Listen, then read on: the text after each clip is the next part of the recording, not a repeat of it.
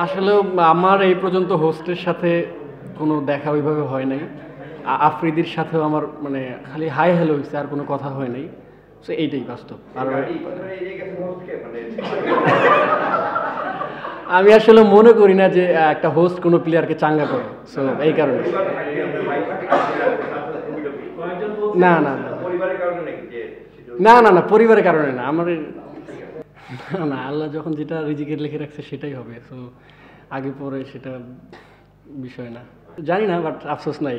আল্লাহ হয়তো ভালো কিছু কপালে লিখে রাখছে ইনশাআল্লাহ। শুরুতে আমি আসলে শুরুতে হচ্ছিল না, পরে আমি নিজে একটু ঘাবড়ে গেছিলাম। পরে কোচ আমার সাথে খুব পজিটিভিটি একটা মিটিং করে, সো আমার উপর বিশ্বাস রাখে।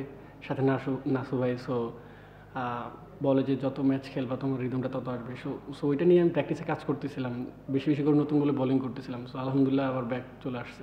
আসলে ইনজুরির পর থেকে এফোর্টটা একটু কম হচ্ছিল, যার কারণে বা একটু বডিটা আগে ফল হয়ে যাচ্ছিলো।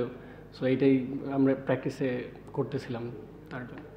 টিম যেমনই হোক, প্রতিটা টিমই ভাবে যে আমরা সুপার ফোরে খেলবো। সো আমাদের ওই আত্মবিশ্বাস ছিল। সো আমরা আলহামদুলিল্লাহ সবাই ভালো খেলতেছে। একদিন হয়তো ব্যাটসম্যানরা বেশি ভালো খেলতেছে, একদিন হয়তো বোলাররা কিছু তাড়াতাড়ি অল আউট করে দিচ্ছে। সো এটা ভালো দিক। সো ইনশাল্লাহ আমার মনে হয় যে আমরা এইভাবে খেলতে থাকলে হয়তো নাম্বার দিয়ে যেতে পারবো। না না, আলহামদুলিল্লাহ খারাপ লাগতেছে না। আমি আলহামদুলিল্লাহ অনেক খুশি। সো আল্লাহ যেটা কপালে রাখছে সেটাই হবে। আল্লাহর উপরে অনেক ভরসা আছে। সো হ্যাপি আছি। না না, প্রথমে খারাপ খেলছে, এখন ভালো খেলতেছে, এই জন্য খুশি। পেমেন্টের ইস্যুটা আসলেও কি বলবো, সো আমার মনে হয় উনি আজকে অনেক প্লেয়ারকেই দেওয়ার কথা। সো দেখা যাক, আজকে দিনটা পার হলে বুঝতে পারবো যে কত। হ্যাঁ, আমি টুর্নামেন্টের শুরুর আগে আলহামদুলিল্লাহ পাইছি। সো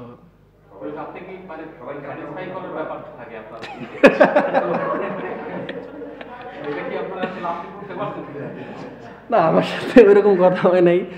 সো আশা করি সবার পেমেন্টটা উনি দিবে, আশা করি। সো এটা সবাই বিশ্বাস করে প্রতিটা প্লেয়ারই যখন খেলে। এখন দেখা যাক কি হয়।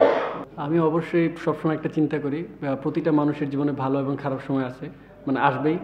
সো আমি দুইটা সময় এনজয় করতে চাই। সো আল্লাহর রহমতে হয়তো খারাপ সময় আসছে, ওখানে ভেঙে পড়লে আরও খারাপ সময় বেশি আসবে। সো আমি চেষ্টা করি সবসময় যেটা আসবে সেটাই মেনে নিতে চাই।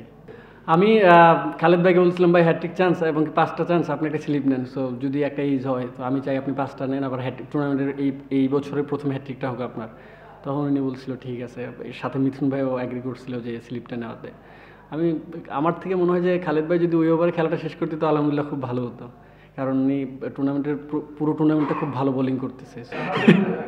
না আসলে টিম ফার্স্ট রান আউটটা করছি, পরে আমি নাও পাইতাম। সো এই কারণে আমি যেটা ছিল সেটাই করে ফেলছি।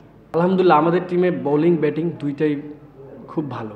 সো আমাদের যেদিন আমাদের ব্যাটিংটা খুব ভালো খেলে সেদিন বোলাররাও মোটামুটি আলহামদুলিল্লাহ ম্যাচ উইনিং বোলিং করে।